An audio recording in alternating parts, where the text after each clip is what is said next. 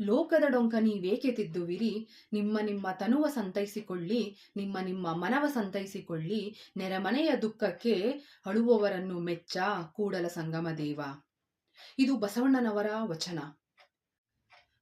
ಅವರು ಹೇಳ್ತಾರೆ, ಬೇರೆಯವರ ತಪ್ಪನ್ನ ಹುಡುಕಿ ಸರಿಪಡಿಸಬೇಡಿ, ನಿಮ್ಮ ದೇಹವನ್ನ ಸ್ವಚ್ಛವಾಗಿಟ್ಕೊಳ್ಳಿ, ನಿಮ್ಮ ಮನಸ್ಸನ್ನ ನೆಮ್ಮದಿಯಾಗಿಟ್ಕೊಳ್ಳಿ, ಬೇರೆಯವರ ಬಗ್ಗೆ ಚಿಂತೆ ಮಾಡೋದನ್ನ ನಿಲ್ಲಿಸಿಬಿಡಿ ಅಂತ ಅವ್ರು ಹೇಳ್ತಾರೆ.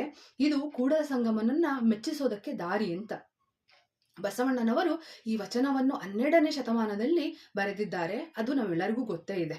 ಆದರೆ ನನ್ನ ಪ್ರಕಾರ ಅದು ಇವತ್ತಿನ ಕಾಲಕ್ಕೂ ತುಂಬಾ ಪ್ರಾಮುಖ್ಯತೆಯನ್ನು ಹೊಂದಿದೆ. ಯಾಕೆಂದ್ರೆ ನಾವು ಎಲ್ಲರೂ ಮ್ಯಾನಿಫೆಸ್ಟೇಷನ್ ಬಗ್ಗೆ ಕೇಳಿದೀವಿ.